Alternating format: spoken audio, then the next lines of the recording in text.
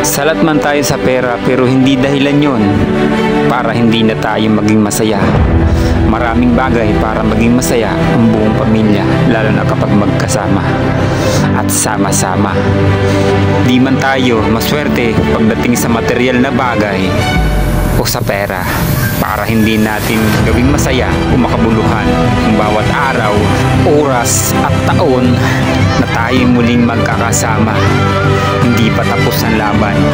Maraming salamat sa kooperasyon ng bawat isa. Alam ko baka sa inyong mga ngiti ang saya na muli tayong magkakasama. Hindi matutumbasan ng pera ang kasiyahan na nakita ko mula sa inyong mga mata at nag-uumapaw na kasiyahan dahil sa muli nating pagkikita at pagsama-sama. Yung dating siyam na puno, ngayon marami ng bunga. Lumalaki na nga ang ating pamilya. Naway walang magkasakit o magkaroon ng karamdaman. Di bali nang wala tayong kayamanan o pera, basta wala tayong karamdaman. Maraming salamat sa inyong